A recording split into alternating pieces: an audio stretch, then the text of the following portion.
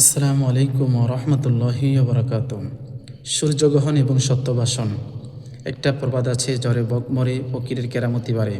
সুযোগ সন্ধানী মিথ্যাবাদী ও ক্ষমতালোভী লোকদের বৈশিষ্ট্য হলো, যখনই নিজেদের পক্ষে কোনো ঘটনা ঘটবে সেটাকে নিজেদের কেরামতি বলে চালিয়ে দেবে। যদি সে বিখ্যাত কেউ হয়, এই সুযোগের সদ্ব্যবহারের কোনো সুযোগই সে মিস করবে না, কেননা এর দ্বারা তার কেরামতির কেরিয়ারের পালে জোরদার হাওয়া লাগবে। কিন্তু সত্যবাদী ও বিশ্বস্ত লোকদের বৈশিষ্ট্য এমন হয় না। তারা সত্য বলাকে যথেষ্ট মনে করেন। যে জিনিসের পেছনে নিজের কোনো ভূমিকা নেই সেই জিনিসকে কখনো নিজের বলে দাবি করেন না। আর তাদের এই বৈশিষ্ট্যের দ্বারা বোঝা যায় যে তারা ক্ষমতালোভী নন, বরং শত ঝড় ঝাপটাতেও সত্যের স্বাধীন নিচ থেকে তারা কখনো নড়ে পড়েন না। আজ থেকে প্রায় ১৫০০ বছর আগের কথা। ১০ হিজরি রবিউল আউয়াল মাস, নবী করিম সাল্লাল্লাহু আলাইহি ওয়াসাল্লামের শিশুপুত্র ইব্রাহিম আলাইহিস সালাম মারা গেলেন। পুত্রের বিচ্ছেদে শোকে আকুল নবী সাল্লাল্লাহু আলাইহি ওয়াসাল্লাম। তিনি বললেন, চোখ কাঁদছে, মন ব্যথিত হচ্ছে, কিন্তু মুখে আমরা তাই বলবো যা আল্লাহ পছন্দ করেন। হে ইব্রাহিম, আল্লাহর কসম, আমরা তোমার কারণে বিচ্ছেদে দুঃখিত। আল্লাহর নবী সাল্লাল্লাহু আলাইহি ওয়াসাল্লামের চোখ মুখে বিষাদের আধার। এদিকে আকাশ কালো করে সূর্যগ্রহণ শুরু হলো। মদিনার লোকজন ভাবল, নিশ্চয়ই আল্লাহর হাবিবের সাল্লাল্লাহু আলাইহি ওয়াসাল্লামের পুত্রের মৃত্যুতে প্রকৃতিতে শোকের কালো ছায়া নেমে এসেছে। তাদের এই ধারণার কথা শুনে মুহাম্মদ সাল্লাল্লাহু আলাইহি ওয়াসাল্লামের প্রতিক্রিয়া কী হলো?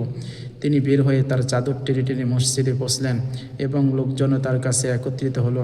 তারপর তাদেরকে নিয়ে 2 রাকাত সালাত আদায় করলেন। এরপর সূর্যগ্রহণ চলে গেলে তিনি বললেন, সূর্য ও চন্দ্র আল্লাহর নিদর্শন সমূহের মধ্যে 2টি নিদর্শন। কারো মৃত্যুর কারণে এই 2টির গ্রহণ ঘটে না। তার সামনে সুযোগ ছিল সবার সাথে একমত হয়ে নিজ মর্যাদাকে বাড়িয়ে নেওয়া, সবাইকে এই কথা বলা যে তার পুত্রের মৃত্যুতে তার দুঃখের সাথে একাত্ম হয়ে প্রকৃতিতেও শোকের কালো ছায়া নেমে এসেছে। সূর্যগ্রহণ লেগেছে, কিন্তু তিনি মোটেও এমনটি কিছু করলেন না, কারণ তিনি যে আল্লাহর রাসূল সাল্লাল্লাহু আলাইহি ওয়াসাল্লাম, সত্যবাদী ও বিশ্বস্ত, আস-সাদিক আল আমিন, যার পবিত্র মুখ দিয়ে সত্য ভিন্ন অন্য কিছু বের হতো না, যা সত্যবাদিতার জন্য তার নাম মুখে নেবার সময় সাহাবীদের মুখ থেকে বেরিয়ে আসত। আস-সাদিকুল মাসদুক, সত্যবাদী ও সত্যায়িত সত্তা। ইসলামকে মিথ্যা প্রতিপন্ন করার জন্য অবিশ্বাসীরা বরাবরই নবী মুহাম্মদ সাল্লাল্লাহু আলাইহি ওয়াসাল্লামের সত্যবাদিতা নিয়ে প্রশ্ন তোলার চেষ্টা করে। ১৫০০ বছর আগের এই মানুষটির জীবন কাহিনী একটু খেয়াল করে পড়বার জন্য তাদের প্রতি আহ্বান রইল। ইবনে মাসউদ রাদিয়াল্লাহু তাআলা হতে বর্ণিত আছে যে রাসূল সাল্লাল্লাহু আলাইহি ওয়াসাল্লাম বলেছেন, তোমরা শুধু সত্য আঁকড়ে ধরো, কেননা সত্যবাদিতা হচ্ছে সওয়াবের কাজ, আর সওয়াব জান্নাত পর্যন্ত পৌঁছে থাকে। যে ব্যক্তি সত্য কথা বলে এবং সত্যের জন্য মেহনত করে, তার নাম আল্লাহর দফতরে সত্যবাদী রূপে লিখিত হয়।